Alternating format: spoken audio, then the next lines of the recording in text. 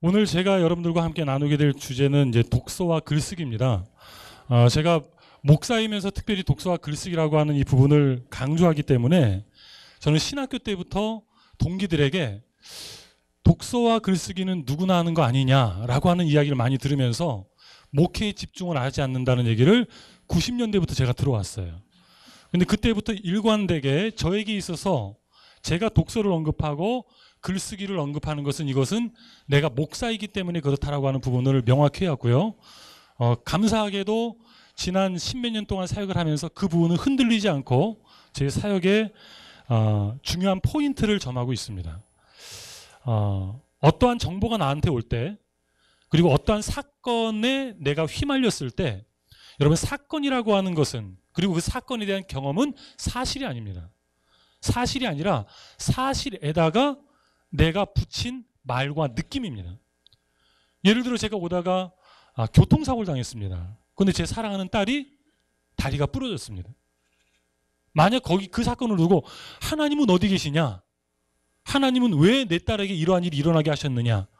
더 험한 일도 있고 더 어려운 일도 있잖아요. 그 동일한 사건에 대해서 사람들이 말을 붙이고 느낌을 표현합니다. 그러면 그 사건은 그러한 사실이 돼버려요.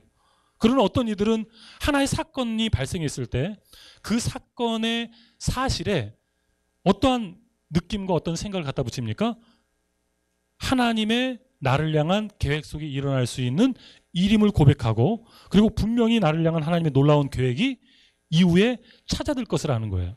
바로 그것이 하나님의 때에 하나님의 방법으로 내가 원하지 않더라도, 내가 계획하진 않았더라도 내 삶에 찾아든 것이죠. 한번 따라해 보십시오. 경험이란, 사건이란 사실이 아니다. 내가 붙인 말과 생각과 느낌이다. 여러분, 게이트키핑은 무엇입니까? 뉴스 미디어 조직 내에서 기자나 편집자와 같은 뉴스 결정권자에 의해 좋은 것이 구별됩니다. 중요한 것이 구별됩니다. 수많은 사건과 사고 속에서 먼저 전해야 될 것을 본인들이 선택을 하는 거예요. 우리는 선택의 자유가 있습니까? 선택의 자유가 없습니다. 여러분, 책도 마찬가지입니다. 책에 써 있는 얘기들을 저는 틀린 얘기는 없다고 생각합니다. 틀린 얘기가 있다기보다 얼마만큼 진리에서, 얼마만큼 사실에서 거리가 멀리 떨어졌느냐에 관한 문제예요. 나의 무식을 드러내는 것은 무엇입니까? 저걸 틀렸다라고 얘기하는 거예요. 내가 인지하지 못하니까. 거리가 멀리 떨어지면은 수신율이 좋지 않은 스마트폰은 그것을 인식해내지 못합니다. 그러나 좀 더 수신율이 좋은 것은 그것을 잡아내거든요. 나무 뿌리로부터 저 이파리 하나까지 연결되어 있다는 사실을 아는 사람이 지도자여야 하고 홈스쿨 가정의 리더여야 합니다. 그래야지 관계성, 연관성, 그것을 염두에 둔 좀 더 큰 그림 속에서 내 자녀를 향한 교육계획을 실행해 나갈 수 있습니다. 오늘 홈스쿨에서 가장 중요한 게이트키퍼는 누굽니까? 우리 부모여야 됩니다. 저와 같은 목사가 아니라 저도 제 가정의 아빠입니다. 그러면 내 자녀에게 게이트키퍼로서의 역할을 먼저 우선적으로 잘 감당해야 돼요. 그리고 나서 내 아이에게 게이트키퍼가 될 수 있도록 해줘야 돼요. 그 아이의 눈을 통해 수많은 것들이 보입니다. 그 아이의 귀를 통해 수많은 것들이 들려옵니다. 그 아이의 눈과 귀를 통해, 촉감을 통해 세상이 다가옵니다. 그러면 그 아이는 선별할 수밖에 없어요. 취사 선택을 할 수밖에 없습니다. 그때 그 아이는 무엇을 볼 것인가? 보인 것을 통해 무엇을 보고, 들린 것을 통해 무엇을 듣고, 그리고 다가오는 것들을 통해 무엇을 느끼느냐, 그리고 그 이후에 그가 어떤 결단을 하느냐, 바로 그것이 그 아이의 삶을 결정해 나가는 하나님의 손길입니다. 빌립보서를 보면 여러분, 하나님의 뜻은 어디 있습니까? 라고 묻는데, 그 빌립보서에서는 하나님의 뜻이 어떻게 우리에게 다가오는지를 명료하게 설명한 구절 가운데 하나입니다. 뭡니까? 우리 마음에 소원을 두고 행하게 하십니다. 그런데 문제는 내 소원이 모두 하나님의 뜻은 아니에요. 그런데 하나님의 뜻은 우리의 소원으로 삼게 하시고 추구하게 하신다라고 하는 사실입니다. 그래서 꿈은 중요합니다. 비전은 중요합니다. 내 꿈이 모두 하나님의 뜻은 아니에요. 내 비전이 모두 하나님의 뜻은 아니에요. 그러나 하나님의 뜻은 내 마음의 소원, 나의 꿈, 나의 비전이 되게 하시는 과정을 통해서 이루어 가시는 거예요. 그럼 그 꿈과 비전이 어디로부터 옵니까? 내가 무엇을 보느냐, 무엇을 듣느냐, 그것을 어떻게 사고하고 받아들이냐라고 하는 거예요. 여러분, 고전교육이 뭡니까? 그래머, 로직, 레토릭. 다시 말하면 교육의 3원리예요. 무언가를 수용합니다. 그리고 들어온 것을 조직화시킵니다. 조직화시킨 것을 표현합니다. 문법이라고 하는 것은 기초고 기본입니다. 그래서 스토리비움이라고 하는 우리 고전교육이라고 일컬어지는 그 3학과는 교육의 실체가 아니라 교육을 가능하게 하는 출발점이에요. 무언가를 수용할 수 있는 나. 수용된 것들을 조직화시키는 거죠. 조직화시키는 건 무엇입니까? 우리 한번, 여기 아이들도 있고 어른도 계신데 한번 따라해 보십시오. 지혜는 훌륭한 지식을 뛰어난 방법으로 기존 지식과 연결짓는 것입니다. 어떤 훌륭한 지식들이 얼마나 많이 있습니까? 제가 말하는 내용 가운데도 얼마나 훌륭한 지식들이 많이 있겠어요. 왜냐하면 좋은 책들을 봤으니까. 여기에서 나온 게 아니거든요. 그렇죠? 원래는 여기서부터 나온 게 아니라 하나님이 창조하신 이 땅을 살아가는 수많은 사람들이 남겨놓은 흔적을 받아들입니다. 배추와 고춧가루와 그 다음에 뭐 젓갈과 그 다음에 소금과 여러 가지 양념이 모입니다. 근데 아직 그건 김치가 아니에요. 근데 그것이 버무려집니다. 그리고 발효가 됩니다. 각자 제각기의 맛이 납니다. 재료는 똑같지만 발효된 그것은 배추라고 하지 않습니다. 그냥 김치예요. 하나의 창조적인 어떤 그 상품이 되는 것이죠. 조직화라고 하는 것은 뭐냐면 여러분이 듣습니다. 여러분이 읽습니다. 여러분이 체험합니다. 똑같이 보고 똑같이 듣고 똑같이 체험했는데 들어와서 나가는 것은 틀린 거예요. 왜냐하면 들어오는 것도 차이가 있겠지만 들어와서 내 안에서 그것이 연결되고 관계 짓고 그리고 전혀 새로운 것으로 탈바꿈해 나가는 과정이 조직화의 능력입니다. 여러분, 논리라고 하는 것은 기독교와 먼 게 아닙니다. 우리는 논리적으로 사고해야 돼요. 그런데 오늘 우리는 교육에서 학습된 무능력이 있다라고 하는 것처럼 교회 공동체 안에서 너무나도 풍요로움을 누리는 그 이면에 학습된 무능력이 우리 안에 있습니다. 논리가 교회에서 통하지 않습니다. 하나님의 성령의 역사는 비논리인 것처럼 여겨지기까지 합니다. 논리를 얘기합니다. 그러면 그 논리를 세상적이라고 이야기를 합니다. 뭐가 세상적입니까? 그 부분들에 대해서 저는 독서라고 하는 것을 중심으로 우리 아이들 그리고 나 자신 그리고 글쓰기를 통해서 바로 이러한 것들을 해결하기 위한 이 문제를 하나하나 풀어나가기 위한 오늘의 삶을 살아나가고 있습니다. 내 꿈이 대통령이에요. 그것은 바라봐야죠. 그러나 내 발은 현실을 살아가야 되는 거예요. 내 아이가 꿈이 대통령이에요. 근데 그 아이는 오늘 책을 읽어야 되고 글을 써야 되고 누군가를 만나야 되고 누군가 교제해야 됩니다. 지금 이야기하는 이 독서와 글쓰기는 이것이 가장 중요하다가 아니에요. 그런데 이것과 연결되지 아니한 것이 없어요. 그래서 사도 바울도 교회들에게 편지를 할 때 이렇게 합니다. 너희가 읽는 일에 창념하라. 여러분, 읽기에 창념하는 일들은 굉장히 중요합니다. 오늘 우리가 기도를 합니까?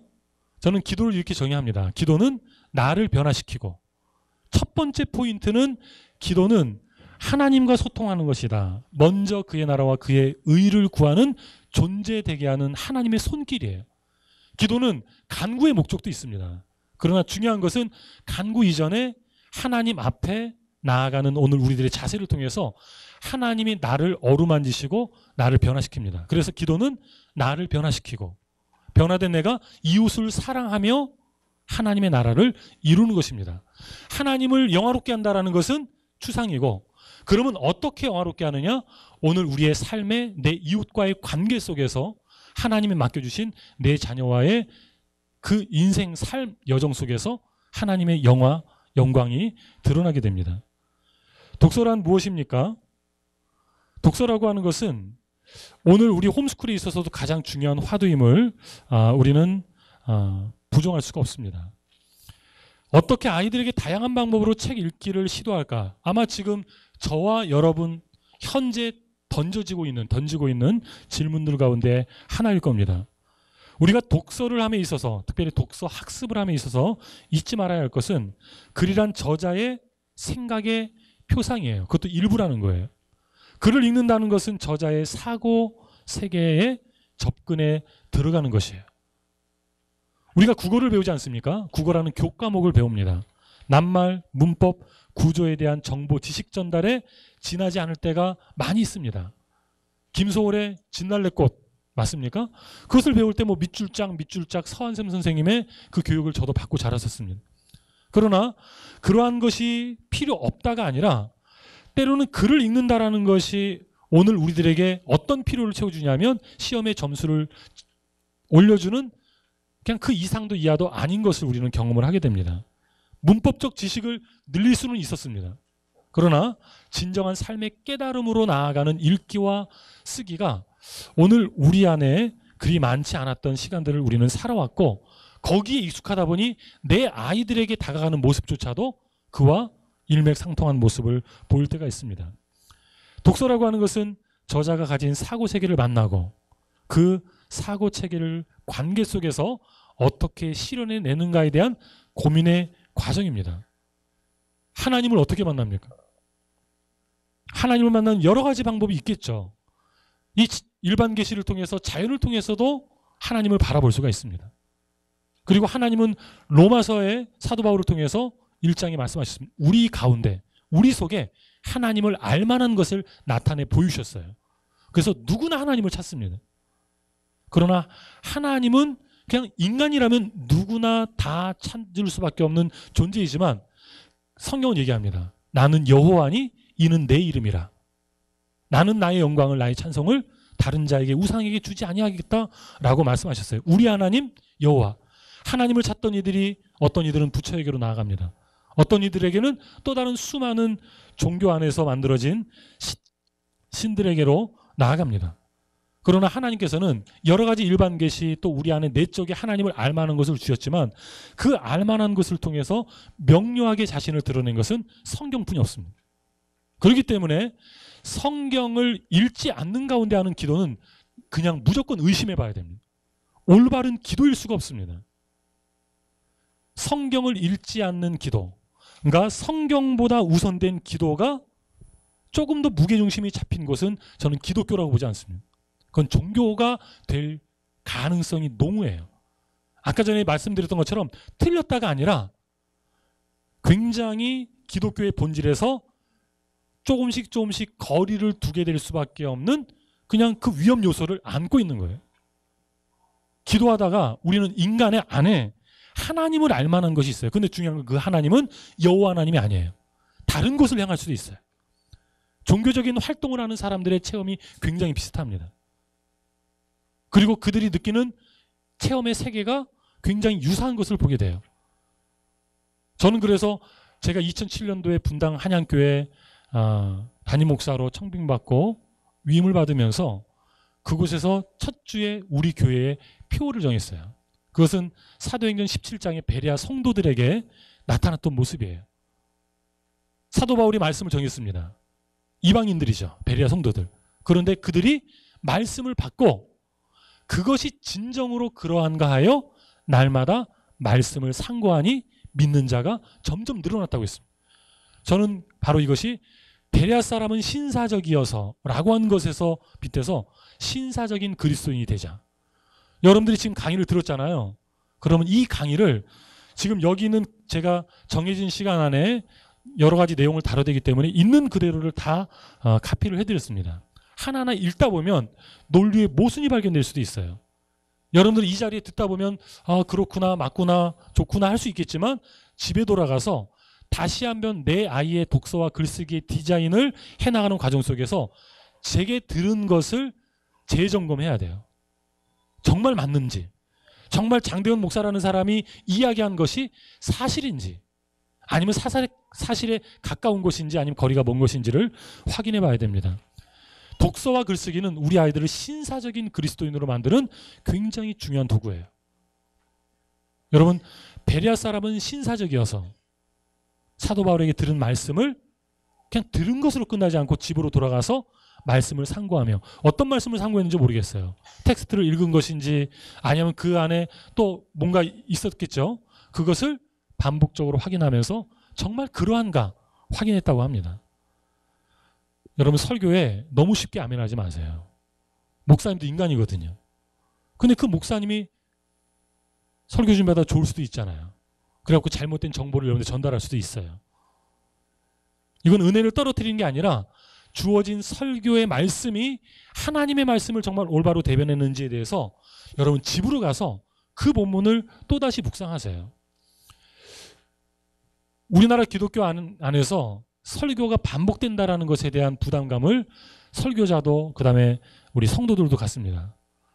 저 설교 6개월 전에 목사님 했었는데, 아니 저 설교 목사님이 1년 전에 했던 건데 1년 전에만 했어도 그 부분에 대한 부담감을 가져요. 여러분, 그러나 학습의 가장 최고의 그 방법은 뭡니까? 반복입니다. 반복하지 않으면 내 것이 되지 않아요. 성경을 읽는 거, 언제 우리 한국교회에서 성경 일독이 우리의 비전이 됐습니까? 성취 불가능한 비전이 돼버렸어요. 다들 아마 성경 비전 가질 겁니다. 올해는 일독, 레츠통을 가든지 성경 일독 학교를 가든지 가질 겁니다. 그러나 압니다. 아마도 이 가운데서 그래도 아마 한국 일반 성도들보다는 전 평균은 높으리라고 봐요. 홈스쿨하는 이들이 성경은 또 많이 보거든요. 그러나 여전히 부족합니다. 여전히. 성경은 일상이 돼야 되고 계속 읽고 그것은 내 삶의 일부가 돼야 됩니다. 그래서 교회에서 성경을 읽어라라는 말이 사라져야 돼요. 저는 독서라는 말이 우리 교회 안에서 사라지기를 원합니다. 홈스쿨 안에서 독서라는 말이 사라졌으면 좋겠어요. 누구나 다 하니까. 누구나 다 신사적으로 바로 하니까. 그런데 그러지를 못합니다. 여러분, 독서는 교과목이 절대 아닙니다. 하나의 프로그램이 아니라 모든 것과 연관되어진 그냥 그 중심에 놓여있는 그냥 그것이에요. 이것을 빼놓고는 신앙생활도 할 수 없고 이것을 빼놓고는 학교 학습도 할 수 없고 홈스쿨도 할 수가 없습니다. 그냥 어떤 스킬을 배워가지고 할 수 있는 게 독서가 아니에요. 독서는 읽기, 쓰기, 듣기, 말하기, 내가 삶에서 체험한 모든 것들을 때로는 종합해내고 발효시키는 그 중심에 있는 것일 수가 있어요. 읽기와 쓰기는. 그래서 저자의 그 사고세계를 만날 때 우리 아이들이 그 안에서 올바른 관계를 할 수 있도록 이끌어줘야 됩니다. 다른 이들의 사상을 받아들이고 그 사이에 관계를 지어가는 삶의 자리가 독서의 자리입니다. 생각의 관계짓기, 이것이 독서학습의 또 다른 이름입니다. 생각의 관계짓기를 놓치면 단순한 글 읽기에 지나지 않습니다. 글이 들어왔습니까? 여러분이 강의를 듣고 설교를 들었습니까? 그럼 기존의 내 가치와 내 생각과 내 정보와 내 지식과 비교해야 됩니다. 여러분, 생각 좀 해라라고 하잖아, 아이들한테요. 생각은 안 됩니다. 왜 수십억을 주고 삼성에서 최고의 기획자를 스카우트합니까? 똑같이 뇌 하나인데, 똑같이 신체 조건을 가졌는데 그의 뇌는 우리와 다른 생각을 할 수가 있습니다. 여러분, 생각은 훈련이 되어져야 됩니다. 단순히 은혜 받으면 이전에 하지 못했던 놀라운 생각을 모든 방면에서 하는 게 아닙니다. 여러분, 불강력적인 은혜가 분명히 있습니다. 저도 불강력적인 그런 신앙적인 놀라운 체험들을 많이 한 사람이에요. 그렇기 때문에 그것을 제가 일일이 다 얘기하진 않아요. 왜냐하면 제 아버지께서 제가 21살 때 저한테 제 삶의 지표가 될 수 있는, 뿌리가 될 수 있는 이야기 중에 하나를 주셨는데, 네가 앞으로 신앙의 체험을 많이 할 거다. 어떤 놀라운 체험들 있잖아요. 병이 갑자기 낫는다거나 신비한 체험이라고 하는 것들 있잖아요. 그것을 남에게 웬만하면 이해하지 말아라. 왜 그 얘기를 하셨냐면, 어느 날 저희 아버님이 목회자셨는데 설교 시간에 35년 전에 있었던 얘기를 하시는 거예요. 그런데 중고등학교 때는 그것이 크게 안 다가왔는데 제가 21살이 됐을 때 또 설교 시간에 몇 년이 지난 시간이었죠. 또 한 35년, 40년 된 얘기를 해주시는 거예요.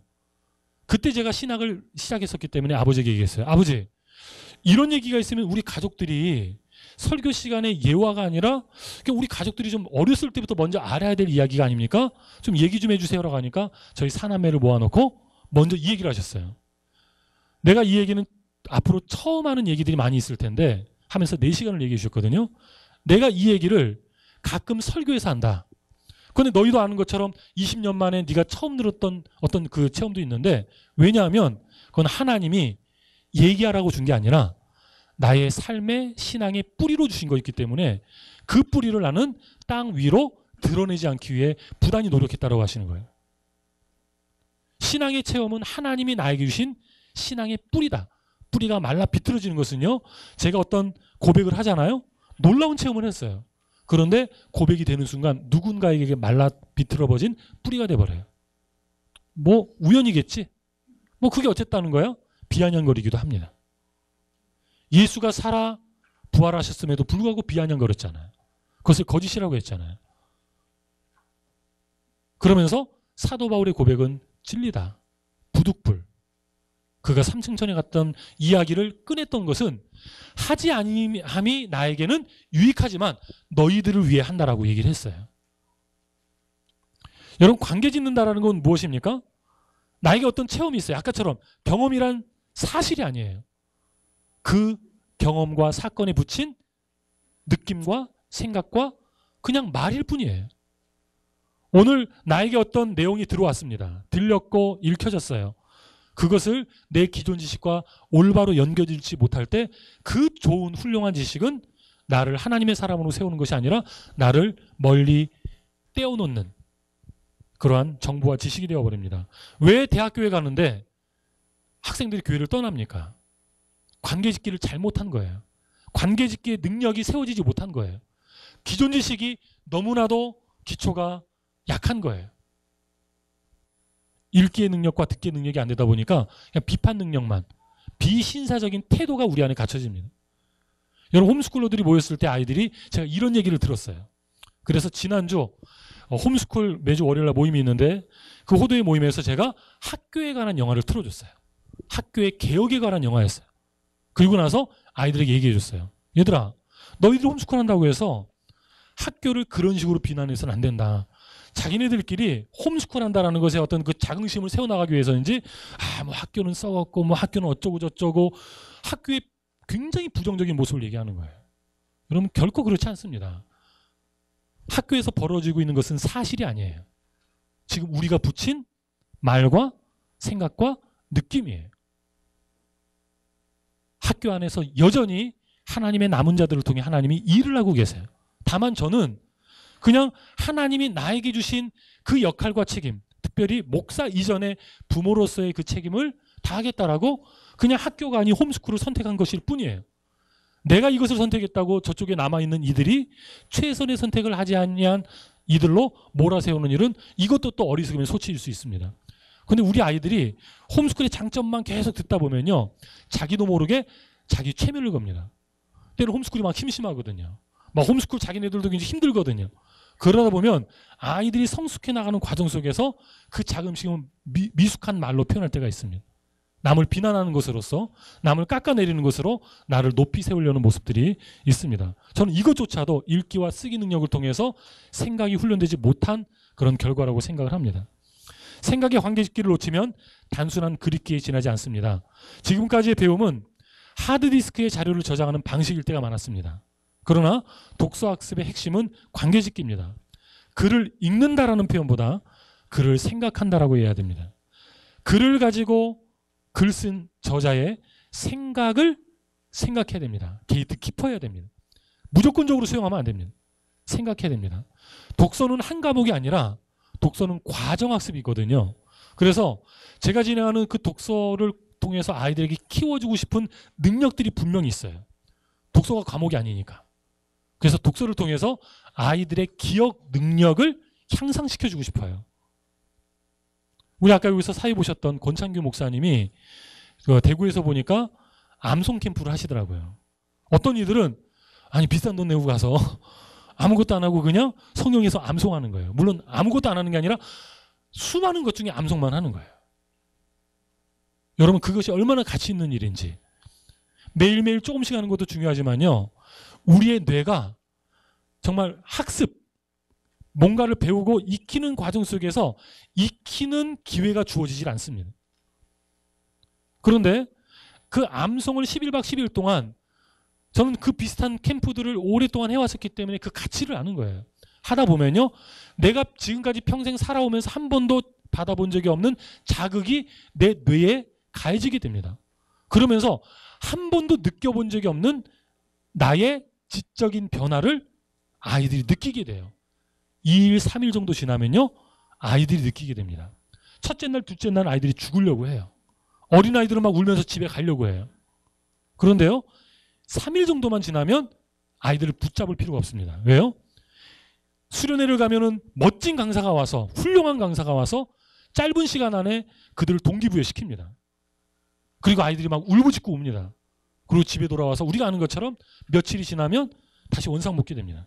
그런데요, 읽기를 통해서 그리고 암송을 통해서 본인이 직접 체험한 내적인 체험은 내적 동기부여가 됩니다. 왜요? 자기가 직접 경험했기 때문에 굉장히 오래 갑니다. 여러분, 11박 12일을 하는 것이 완전한 능력을 세워주는 건 아니지만 한 번에 어떤 그런 능력을 세워줄 수 있는 그것을 체험하고 경험할 수 있는 굉장히 놀라운 어떤 그런 체험인데, 제가 지금 거기 홍보하는 게 아니라 제가 독서학습을 통해서 키워주고 싶은 능력들 가운데 하나가 뭡니까? 기억 능력이라는 거예요. 창조적인 능력, 창의력이라고 하는 것은요, 기억된 정보를 밑바탕에 깔고 있어야 됩니다. 기억된 정보가 없는 상태라고 한다면, 여러분 아까 지혜는 뭐라 그랬죠? 지혜는 훌륭한 지식을 뛰어난 방법으로 기존 지식과 연결 짓는 것인데, 연결 지을 게 없는 거예요. 연결 지을 게 없는 거예요. 그래서 기억 능력을 향상시켜주고 싶고요. 그렇기 때문에 아이들에게 회상 훈련을 많이 합니다. 글을 읽고 여러 책을 계속 읽어나가는 것들은 어렸을 때 괜찮아요. 그러나 어느 정도 읽기와 쓰기 훈련이 됐다고 한다면 매일 읽는 독서의 양을 줄여야 돼요. 양을 줄여야 되고 하나를 깊이 묵상할 수 있는 그런 과정으로 가야 됩니다. 지금 월요일날 진행되고 있는 우리 홈스쿨 모임을 이렇게 빌더스쿨이라고 하는데, 그 모임에서 모였을 때는요, 한 가지 책을 지금 3달 동안 보고 있습니다. 한 가지 책을. 그 하나를 통해. 왜요? 책을 많이 보고 정보를 집어넣어주는 것에 목표를 두지 않고 실제적인 능력, 첫 번째로 회상 능력, 기억 능력. 뭐가 문제입니까? 들었는데 기억이 안 나잖아요. 읽었는데 기억이 안 나잖아요. 왜 기억이 안 납니까? 연결이 안 되면 기억이 안 나요. 그래서 기억 능력을 향상시켜주는 워크숍을 진행합니다. 기억 능력만이 아니죠. 그러면 기억된 능력을 또 여러 가지가 있지만 표현하는 그 과정 속에 있어서 요약 능력입니다. 요약 능력. 지금 여러분 이것을 들을 때는요, 이야기되는 정보를 들으면 안 돼요. 이야기되는 정보와 여러분의 기존 생각과 만난 그 사실이 여러분 안에 기억이 되고 정리가 돼야 됩니다. 저자의 생각을 알아야 돼요. 요약 훈련을 시켜야 됩니다. 그래서 요약 훈련, 지금 제 딸아이가 지금 4학년 나이인데 11살인데 올해 중반부터 요약 훈련에 좀 중점을 두고 있어요. 사실을 사실대로 보는 훈련을 하고 있습니다. 독서학습을 어떻게 할 것인가, 독서지도를 어떻게 할 것인가, 저자의 사상세계로 들어가라. 그 사상과 내 사상, 타인의 사상을 비교시켜라. 이 비교라는 것은 먼저 사실을 사실대로 보고 그 다음에 내 의견, 내 생각들을 그것들과 비교하는 과정이에요. 생각은 실체가 없습니다. 생각의 실체는 아까 그래요. 느낌, 비교, 분석. 이 부분들이 생각의 실체예요. 그래서 생각을 훈련시키기 위해서 가장 좋은 방법은 글쓰기일 수밖에 없어요. 자기만의 패러다임을 구축해 나가게 되죠. 독서 학습을 통해서 추구하는 것은 단순히 정보의 양을 늘리는 게 아니라, 정보의 양도 중요합니다만 나만의 패러다임을 세워나가는 거죠. 독서 학습을 통한 훈련은 생각 훈련의 사다리입니다. 성경으로 나아가는 사다리와도 같습니다. 목사인 제가 독서와 글쓰기를 가장 강조하는 것도 이것입니다. 지금 제 딸아이와 우리 빌더스쿨에게 이제 성경으로 막 들어갔어요. 여러분, 지금까지 제가 이 교회에 온 지 만 7년이 됐는데 그동안은요, 홈스쿨 모임에서나 다른 모임에서 아까 그 성경 필사나 뭐 그런 거 외에는요, 본격적인 성경 학습하지 않았어요. 큐티조차도 성경으로 하지 않았어요. 제 아이에게는 일반 책을 가지고 성경 독서 큐티하게 했어요. 월요일 날은 000 총류, 화요일 날은 100 철학, 수요일 날은 200 종교, 기독교 책이죠. 그 다음에 목요일 날은 300 기술과, 사회가, 그 다음에 금요일 날은 400 자연과학, 토요일 날은 500 기술과학. 나머지 책들을 저는 10진 분리를 통해서 내 아이에게 나름대로 각 영역의 책들을 읽을 수 있도록 독서 큐티를 하고요. 그리고 지금 한 달 전부터 본격적으로 성경 통학습을 들어갔어요. 그냥 매주 너 이번 주 창세기 읽고 요약하고 감상문 쓰고, 출애굽기 읽고 요약하고 감상문 쓰고, 그 다음에 에베소서 읽고 요약하고 감상문 쓰고, 그 다음에 지난주가 빌립보 읽고 감상문 쓰는 거예요. 5번씩 읽는데 3번은 그냥 읽어. 4번째부터는 핵심 키워드를 찾아.